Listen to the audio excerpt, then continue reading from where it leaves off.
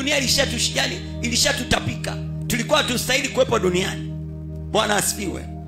Haleluya.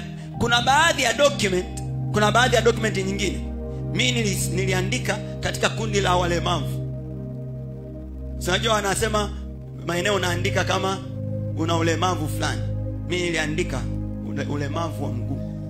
Kwa nilikuwepo katika kundi na nishawahi kupata mimi pesa kwa ajili ya walemavu, nishapewa. Bwana asifiwe. Haleluya. Amen. Lakini ilipokuja sheria ya uhuru, haleluya, Bwana asifiwe, sio kwamba nilipambana na magonjwa yalinitoroka. Amen. Magonjwa yaliniacha. Amen. Tuko kwenye maisha ambayo sio tunashindana na dhambi zinatuacha. Sio tunashindana na laana zinatuacha. Sio tunashindana na magonjwa yanatuacha. Bwana asifiwe. Kama unaumwa, unahitaji uponyaji. Bwana Yesu asifiwe. Haleluya. Lakini ukishapona, usitosheke na kupona. Watu ambao hawamwamini Yesu, watu ambao hawajaokoka, wenyewe ndio wanahitaji kupona, basi wanarudi kufanya dhambi na kuendelea na maisha yao ya kidunia. Lakini watu waliookoka, wao hawahitaji kupona, wao wanahitaji uzima tele. Amen. Ni kitu kimoja kuponya ugonjwa, lakini kitu kingine uzima tele. Amen. Bwana asifiwe. Haleluya. Watu wasiookoka wanahitaji msamaha wa dhambi. Sisi tuliosamehewa na kuondolewa dhambi tunahitaji nini? Sisi kwetu ni nini? Utakatifu. Bwana asifiwe. Amen. Ni utakatifu, sio kushindana na dhambi. Kila aliyezaliwa na Mungu hatendi dhambi, kwa sababu uzao wa Mungu unakaa ndani. Haleluya. Ndio maana mtu aliyeokoka kama ikitokea amefanya dhambi, hapo ndio wakati wa kutubu. Lakini asiyeokoka anaweza katubu kwa mwaka mara moja. Amen. Haleluya. Au kwa wiki mara moja. Akifika ibadani, Mungu naomba unisamehe dhambi zangu zote nilizotenda Jumatatu, Jumanne, Jumatano, Alhamisi, Ijumaa, Jumamosi. Nataka nikuabudu leo. Mungu hayuko vile. Bwana asifiwe. Haleluya. Amen. Mapenzi ya Mungu sio kutubu na kusamehewa dhambi. Mapenzi ya Mungu ni utakatifu. Ndio maana akasema iweni watakatifu kama baba yenu alivyo mtakatifu. Sasa hakuna mwanadamu anayeweza kufikia viwango vya utakatifu wa Mungu. Ni mpaka Mungu akufikishe mwenyewe. Haleluya. Amin. Hata ukijitahidi, utaweza kuwa mtakatifu kama Mungu? Hauwezi. Lakini ukimpa Yesu maisha yako, Yesu anakupandisha viwango. Amina. Haleluya. Kwa utakatifu sisi tumestahilishwa. Amina. Kwa neema, dhambi haitutawali. Ni kwa neema tu ya Kristo, sio kwa sheria. Sheria nyingine ya nne tulisema nini? Sheria ya roho wa uzima ulio katika Kristo Yesu. Amina. Yenyewe inashughulikia sheria ya dhambi na sheria ya mauti. Sheria ya roho uzima ulio katika Kristo Yesu, ukiruhusu, hata vilivyokufa vinahuishwa. Amen. Hata vilivyopotea vinarejeshwa. Hata vilivyo chini vinainuliwa. Hata vilivyokata tamaa vinapata nguvu. Hata vilivyo duni vinapata ushindi. Haleluya. Bwana asifiwe. Ndio utaona watu ambao wamepokea hiyo sheria, anaweza akawa hajaenda hata darasa moja lakini jasiri kama simba. Anaweza akawa ana pesa hata kidogo lakini jasiri kama simba. Anang'aa. Bwana Yesu asifiwe. Haleluya. Kwa sababu kuna sheria ya roho uzima, ndio tunayojivunia. Amen. Bwana asifiwe. Unapoona watoto wa Mungu wanawaka hivi, ni kwa sababu kuna sheria nyingine inafanya kazi ndani yao. Amen. Wao unaona watoto wa Mungu wengine walisema hivi, wakati mabaya yanapita, asiye haki hayupo, mwenye haki bado yupo. Kwa sababu gani? Kuna sheria nyingine inafanya kazi kwenye maisha yake. Hayo ni mafundisho ya kwanza kabisa tunawafundisha watoto wachanga. Wajue ya kwamba walikoingia huku kuna sheria mpya zimeingia. Zinaitwa sheria za kifalme, kwa ajili ya makuhani wa kifalme, yani wanaotawala na kuhusiana na Mungu. Bwana asifiwe. Haleluya. Amen. Sasa mimi ni kuhani wa kifalme. Sema I am royal. I am royal. I am royal. Mimi ni wa kifalme, kuhani wa kifalme. mimi ni kuhani wa kifalme, juu ya nchi natawala. Alisema wanapokea wingi wa neema na kipawa cha haki watatawala katika uzima kwa huyo mmoja Kristo Yesu. Alikuwa anaongea kuhusiana na nani? Kuhusu nani? Haleluya. Unajua wakati mwingine unaweza kusoma kadhani ya kwamba hao waliopokea wingi wa neema labda wako mahala fulani. Hapana, anaongea juu ya kila mmoja aliye ndani ya Yesu. Haleluya. Amen.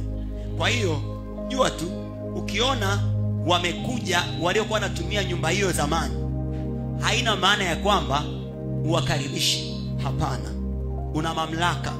Mpinge shetani naye atakimbia. Amen. Bwana asifiwe. Bwana Yesu alisema mkuu wa ulimwengu atakuja tu, lakini hana kitu. Fanya neno moja, sahau yaliyopita, angalia yaliyo mbele yako. Bwana Yesu asifiwe. Haleluya. Maandalio ya moyo ni ya nani? Ni ya mwanadamu. Usiseme ni nani atakenda juu kumleta Kristo chini. Usiseme moyoni mwako. Haleluya. Hicho ni kitu Mungu amekataza. Watu wengi wanafanyaga vile. Wanadhani ya kwamba inabidi nipate mtu fulani hivi anaweza kaomba mpaka mbinguni. Mungu amekataza hicho. Mungu anataka kila mtoto wake aongee naye. Haleluya. Bwana asifiwe. Yeye ndo aliyekuzaa kwa neno lake. Yeye ndo aliyekukomboa kwa damu yake. Yeye ndo alikuokoa toka ufalme wa giza akakuhamisha akakuingiza kwenye ufalme wa mwana wa pendo lake. Amen. Tulikuwa wafu sisi kwa sababu ya dhambi na tuliyoendea zamani, lakini akatuhuisha pamoja na Kristo, akatufufua pamoja na Kristo, akatuketisha mkono wake wa kuume. Bwana asifiwe. Haleluya. Tumestahilishwa sisi. Tumestahilishwa. Kila mmoja aliyeokoka ana ujasiri wa kuingia patakatifu, patakatifu kwa damu ya Yesu. Amen. Agano la kale, kuna watu ambao bado wanaishi maisha ya agano la kale, maisha ya dini. Yaani kuna watu kwenye dini, unajua dini ndio zinatetea mambo ya kale, kwamba kuna mtu mmoja ambaye inabidi uende kwake, umwambie hata dhambi zako yeye ndo atakusamehe, umwambie hata nini, yeye ndo anaweza kuongea na Mungu. Nyinyi wengine wote nyinyi ni walei. Bwana asifiwe. Hapana, sisi si walei, sisi ni wateule wa Mungu. Haleluya. Bwana asifiwe. Sisi ni makuhani wa kifalme. Kila aliyeokoka ni kuhani wa kifalme. Amen. Bwana asifiwe.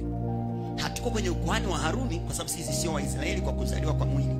Tuko kwenye ukuhani wa Yesu kwa sababu tumempa maisha yetu. Amen. Haleluya. Wewe umeunganika na Bwana. Wewe ni roho moja na Bwana. Usijipatie utambulisho tofauti. Utambulisho wako ndani ya Yesu ndio utambulisho halisi. Mwingine wote ni uongo. Acha kila mtu awe Mungu. Kila mtu, maana hata wewe mwenyewe uwe Mungu. Mungu awe amini. Bwana asifiwe. Kubali zaidi kile Mungu anasema kuhusiana na wewe, hata kile unachojua wewe kuhusu wewe. Amin. Haleluya. Kuna kipindi fulani kwa nyuma Mungu aliwahi kuniambia, akaniambia mimi ninawaza vizuri zaidi kuliko wewe unavyowaza. Kuna kitu mimi nilikuwa nawaza, nilikuwa nafikiria. Mungu akaniambia acha kuwaza hivyo, wewe waza hivyo. Sasa mimi nawaza vizuri zaidi kuliko wewe unavyowaza. Bwana asifiwe. Haleluya. Amen. Mungu anawaza vizuri. Nasema najua mawazo ninayowazia wala sio mawazo mabaya, ni mawazo ya amani, kuwapatia tumaini siku zenu za mwisho. Mawazo ya Mungu hapo juu sana kuliko mawazo yetu. Bwana asifiwe. Haleluya. Njia za Mungu ziko juu sana kuliko njia zetu. Usiseme moyoni mwako nani atakayefanya jambo fulani ili Mungu afanye kitu fulani. Hapana. Kama alishamtoa mwanae wa pekee Yesu na wewe ukampokea, hakuna hata kimoja cha kuzuiliwa tena. Bwana asifiwe. Amina. Yani kumtoa Yesu, hiyo ndio ilikuwa, yani ndio yote, ndio alifanya yote. Baada ya pale vidogo vidogo. Bwana asifiwe. Haleluya. Kama ulikuwa na imani ambayo kwa hiyo uliweza kumpokea Yesu, basi umeshavuka viunzi vyote. Bwana asifiwe. Umeshavuka mipaka yote. Yani vigezo vyote haviko tena. Wewe unastahili. Umestahilishwa. Haleluya. Asifiwe. Amen.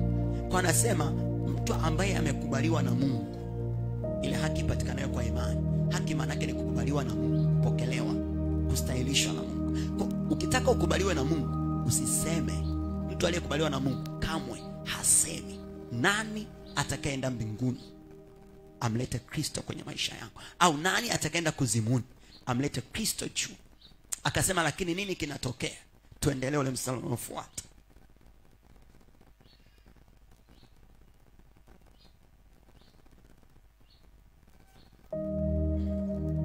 Mstari wa 8. Lakini anenaje?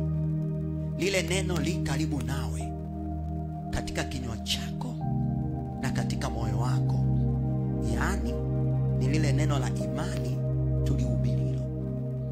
Amesema kumbe majibu yote yako wapi? Katika moyo wangu na katika kinywa changu. Kila mmoja aliyeokoka, tunaongelea mtu aliyezaliwa mara ya pili, ambaye umempa Yesu maisha yako, vyote ni vyako. Tunajua Mungu anasema nini? Uweza wake wa uungu umetukirimia vitu vingapi? Vyote vipasavyo uzima na utauwa kwa kumjua yeye aliyetuita kwa wema wake na haki yake mwenyewe. Waraka wa pili wa Petro sura ya 1 mstari wa 3. Bwana Yesu asifiwe. Amen. Anasema kwenye kitabu cha Wakorintho wa kwanza ile sura ya 1 kuanzia mstari wa 3 na wa 4. Anasema katika Kristo Yesu tumetajirishwa vitu vyote. Anasema yote ni yenu. Bwana asifiwe. Haleluya. Mpaka fikiria, tumepewa mpaka jina linalopita majina yote mbinguni na duniani na chini ya dunia. Kwa mimi nichukua muda kidogo, nilikuwa naogopa, Bwana asifiwe, kukubali ya kwamba hili jina, ilikuwa sina shida ya kwamba hili jina linapita majina yote duniani. Hiyo ilikuwa sio shida. Kwamba hili jina linapita majina yote kuzimu, haikuwa shida kwangu. Sasa kwamba hili jina linapita majina yote mbinguni, sasa hii inakuwa na mbinguni, maana yake hakuna jina jingine tena. Bwana asifiwe. Maana yake hakuna namna nyingine yoyote tena Mungu anaweza akafanya nje ya Yesu. Haleluya. Na hilo jina tumepewa sisi. Unaweza kulitumia, yani unaenda nalo hata nyumbani kwako, unaenda kulitumia kule kule. Hata kama unaenda kazini, unaenda na hili jina unalitumia pale pale kazini. Shida wengi hatulitumii, wengine tumelizoea. Bwana Yesu asifiwe. Haleluya. Amen. Hapana, usilizoee hili jina. Anasema kwenye kitabu kile cha Matendo ya Mitume sura ya 3, imani katika jina limemtia nguvu huyu mtu. Kama unaweka imani katika hili jina, ndio unaanza kudhihirisha nguvu na uweza wa hili jina. Lakini kama hujaweka imani, itakuwa sawa tu na majina mengine, utalitaja namna kitakachotokea. Alisema ukitaka kulitaja hili jina ili liwe na matokeo, ni lazima ulitaje kwa imani. Kwenye kitabu cha Warumi hapa tusome hiyo sura ya 10 hapa mbele kidogo. Warumi sura ya 10 na tusome mstari wa 13.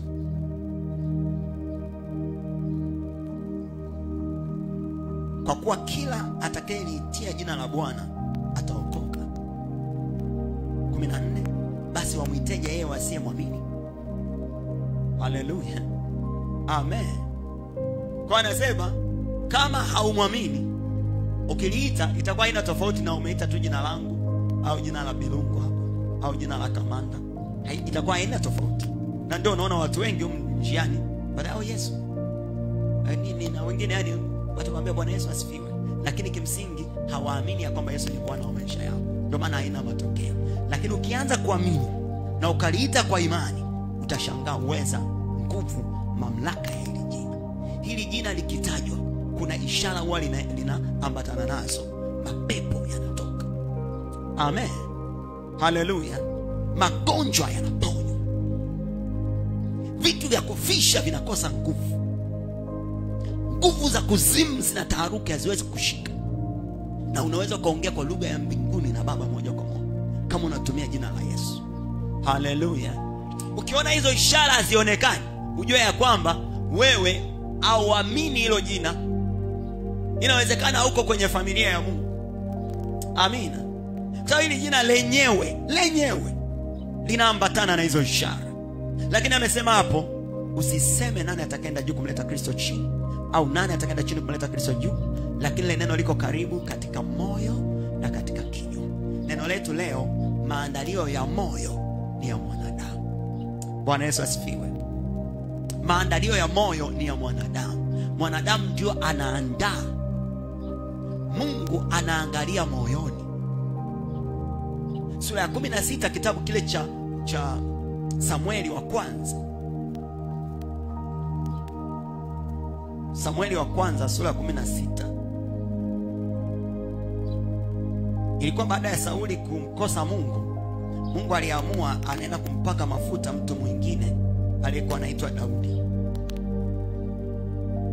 Sasa akamtuma Samueli aende kwenye nyumba ya Yese ili ampake mafuta mmoja wao wa watoto wa Yese awe mfalme. Na tutaanzia mstari wa 2. Samueli akasema, nawezaje kwenda? Sauli akipata habari ataniua. Basi Bwana akasema, chukua ndama pamoja nawe, ukaseme, nimekuja ili kumtolea Bwana dhabihu. Ukamwite Yese aje kwenye dhabihu, nami nitakuonyesha utakayotenda, nao utamtia mafuta yule nitakaye mtaja kwako. Samueli akafanya hayo aliyosema. Bwana akaenda Bethlehem. Wakaja wazee wa mji kumlaki wakitetemeka, nao akasema, je, umekuja kwa amani? Naye akasema, naam, kwa amani. Nimekuja kumtolea Bwana dhabihu, jitakaseni, njoni pamoja nami kwenye dhabihu. Akawatakasa Yese na wanawe, akawaita kwenye dhabihu. Ikawa alipokuja alimtazama Eliabu, akasema, yakini Masihi wa Bwana yuko hapa mbele zake. Lakini Bwana akamwambia Samueli, usimtazame uso wake wala urefu wa kimo chake, maana mimi nimemkataa. Bwana haangalii kama binadamu aangaliavyo, maana wanadamu itazama sura ya nje, bali Bwana hutazama moyo. Ndipo Yese akamwita Aminadabu, akampitisha mbele ya Samueli, naye akasema, Bwana hakumchagua huyu. Ndipo Yese akampitisha Shama, naye akasema, wala Bwana hakumchagua huyu. Yese akawapitisha wanae 7 mbele za Samueli. Samueli akamwambia Yese, Bwana hakuwachagua hawa. Kisha Samueli akamwambia Yese, watoto wako wote wapo hapa? Naye akasema, amesalia mdogo wao, tazama anawachunga kondoo. Basi Samueli akamwambia Yese, tuma watu wamlete, kwa sababu hatutaketi hata atakapokuja. Basi akatuma mtu, naye akamleta kwao. Naye alikuwa mwekundu, mwenye macho mazuri, na umbo lake lilikuwa linapendeza. Bwana akasema, ondoka umtie mafuta, maana huyu ndiye. Ndipo Samueli akaitoa pembe yake, pembe yenye mafuta, akamtia mafuta kati ya ndugu zake, na roho ya Bwana ikamjilia Daudi kwa nguvu tangu siku ile. Basi Samueli akaondoka akaenda zake Rama. Haleluya, amen. Maandalio ya moyo ni ya mwanadamu. Wengine walikuwa pale wamejiandaa katika mwili. Haleluya, amen. Kwa mwili walikuwa wana muonekano mwenyewe, wakitokea hivi kabisa unasema huyu ndo mwenyewe, wakiongea unasema huyu ndo anafaa, wakitembea huyu ndo mwenyewe. Mungu akasema yeye haangalii uso wa mtu, anaangalia moyo. Bwana Yesu asifiwe. Haleluya. Maandalio ya moyo ni ya mwanadamu. Jawabu la ulimi ndo linatoka kwa Mungu. Bwana asifiwe. Daudi alikuwa ameandaa moyo wake. Sura ya 17, ukisoma kwenye sura ya 17, wakati ameenda kupigana na Goliati, yeye moyo wake alikuwa ameuandaa tofauti. Wao Sauli pamoja na hawa wote akina Aminadabu na akina Shama akina nani walikuwa pale vitani. Goliati alikuwa akitoka anawalaani, anawatukana. Akiwalaani wanaogopa, wanakimbia, wanaenda kujificha. Lakini jioni wanarudi tena, anawalaani tena, wanaenda kujificha. Asubuhi wanakuja tena. Kuna watu wengi kila mara wanahudhuria kwenye tatizo. Ninawalaani, wanarudia tena kuhudhuria. Ninawalaani, wanaenda tena kuhudhuria. Wanaendelea kulichimba, litakuua, litakuangamiza. Bwana Yesu asifiwe. Daudi aliposikia mara moja tu, moyo wake ulikuwa umeshaandaliwa. Moyo wake ulikuwa umeshaandaliwa. Aliposikia akasema, huyu ni nani? Hajatailiwa, anawalaanije majeshi ya Mungu aliye hai. Umeona namna Daudi yeye moyo wake alivyoandaa, alivyokuwa anawaona Waisraeli. Bwana asifiwe. Haleluya. Yeye alivyokuwa anawaona Waisraeli alikuwa anayaona ni majeshi ya Mungu aliye hai. Wao wenyewe walikuwa wanajiona kama vipanzi fulani ambao Goliathi anaweza akawapiga mara moja. Sauli akasema tatizo lilikuwa ni nini? Alipokana Daudi akamwambia, mimi naenda kupigana ile vita. Sauli akamwambia, hutaweza, we bado mtoto. Yule amepigana vita hii akashinda. Akaanza kumuorodheshea vita alizopigana toka ujana wake na namna alivyoshinda na alivyoleta matokeo makubwa. Si umeona tatizo lake? Haleluya. Amen. Bwana asifiwe. Nakumbuka kulikuwa na mtu mmoja alikuwa anaumwa. Akaja akaniambia, nimeambiwa kwamba nina shida hii. Nikamwambia, hamna shida, Mungu ni mponyaji. Akasema Yesu alishatoa hii mambo yote. Nikaanza kumwambia nini? Akasema, sasa unajua mchungaji, unajua kuna fulani alishakufaga. Kaanza kutaja sunani, kuna nani sio alikufa, sio kuna nani alifanyeje, kuna nani sio alifanyeje. Akaanza kueleza, unaona hata hii hapa, unajua hata hii hapa ni download, unajua hata hii hapa anaelezea. Nikamwambia, wewe unataka kupona, unataka kufa? Sasa mbona unaanza kufuatilia kuhusu kufa wakati unataka kupona? Hautapona. Bwana asifiwe. Haleluya. Wewe unataka kupona, halafu unafuatilia kuhusu kufa. Hautapona. Si ndio umeandaa moyo? Haleluya. Maandalio ya moyo ni ya mwanadamu. Jawabu la ulimi ndio linatoka kwa Mungu. Bwana Yesu asifiwe. Mungu hadhihakiwi. Ukiandaa moyo wako kwa kufa, unakufa. Ukiandaa moyo wako kwa kupona, unapona. Haleluya. Amen. Bwana asifiwe. Nikamwambia hapa, kama unataka kupona, badilisha maandalizi ya moyo wako. Yaani kama unataka kupona, wewe badilisha. Haleluya. Amen. Wakati Yesu akiwa anatembea hapa, watu walikuwa wanajua hiyo kanuni. Neno la Mungu linasema walikuwa wanaenda kwa Yesu kusikiliza na kupona magonjwa yao. Amen. Kusikiliza. Kwa nini walikuwa wanaenda kusikiliza? Imani chanzo chake ni kusikia. Na kusikia huja kwa neno la Kristo. Kwa walikuwa wanaenda kuandaa mioyo yao. Haleluya. Kwa ajili ya kupokea. Yuko mtu mwingine amekuja ibadani, hajaandaa moyo wake kwa chochote. Haleluya. Yuko mwingine anaweza kafungua Biblia kusoma, hajaandaa moyo wake kwa chochote. Atasoma tu kama magazeti, kama story nyingine. Haleluya. Yuko mwingine anaenda kwenye maombi, hajaandaa chochote. Moyo wake haujaandaliwa kwa chochote. Anaenda kufanya maombi, ataomba, atamaliza na hakuna kitu. Bwana Yesu asifiwe. Haleluya. Maandalio ya moyo ni ya mwanadamu. Daudi alikuwa ameshaandaa kwa ajili ya Mungu. Alikuwa ameshaandaa kwa ajili ya Mungu. Alipofika pale Sauli akamwambia, wewe unasemaje?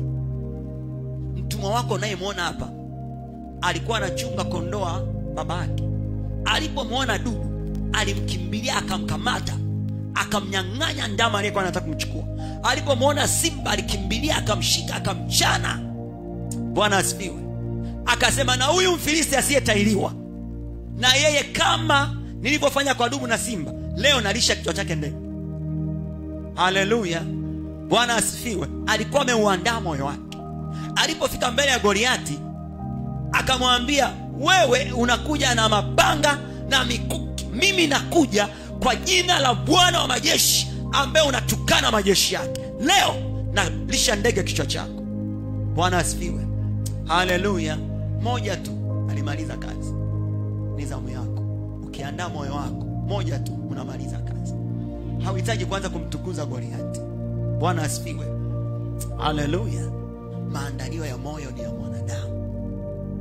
Usiseme ni nani atakayeenda juu kumleta Kristo chini. Moyo ukiandaliwa, Mungu ndo anaamua. Haleluya. Bwana Yesu asifiwe. Nini kifike kwenye maisha yetu? Mungu anaangalia tumeandaaje moyo wetu. Yako maandalizi mawili. Unaweza ukaandaa moyo wako kwa ajili ya utendaji kazi wa Mungu. Unaweza ukaandaa moyo wako kwa ajili ya utendaji kazi wa shetani. Bwana asifiwe. Haleluya. Ukitaka kuandaa moyo wako kwa ajili ya utendaji kazi wa Mungu, chanzo cha maandalizi hayo ni neno la Mungu. Haleluya. Bwana asifiwe. Halafu maneno mengine haya yanakuandaa kwa ajili ya kufanya kazi kwa shetani. Tunajua anasema kitabu kile cha Kumbukumbu la Torati sura 28, ukisikiza sauti ya Bwana Mungu wako kwa bidii, ukaangalia kutenda sawa sawa na maneno yote yaliyoandikwa humo, Bwana Mungu wako atakutukuza juu ya falme zote za wanadamu, juu ya mataifa yote ya dunia, na baraka hizi zitakutafuta na kukupata. Baraka zinamtafuta mtu gani? Aliyeandaa moyo wake katika neno. Bwana asifiwe. Akasema lakini ikiwa hautataka kusikiza kwa bidii sauti ya Bwana Mungu wako, usifanye aliyoelekea mbele zake, laana hizi zitakutafuta na kukupata. Maandalio ya moyo ni ya mwanadamu. Haleluya. Bwana asifiwe. Baraka zinasubiri umeandaaje moyo. Laana zinasubiri umeandaaje moyo. Amina. Wewe kama haupendi kuandaa kwa neno la Mungu, haupendi kuandaa kwa maombi, haupendi kuandaa kwa kushiriki ibada, basi umeandaa pia kwa ajili ya utendaji kazi wa shetani. Bwana Yesu asifiwe. Haleluya. Amen. Amen. Maandalio ya moyo ni ya nani? Ya mwanadamu. Jawabu ndio linatoka kwa Mungu. Mungu akishaangalia moyo wako ulivyoandaa, aliangalia pale Eliabu, huyu hajaandaa moyo kwa ajili yangu, kapembeni. Aminadabu moyo wake hajauandaa, amejiandaa tu sawa, amevaa inavyotakiwa, anatembea inavyotakiwa, lakini hajaandaa moyo kwa ajili yangu, pembeni.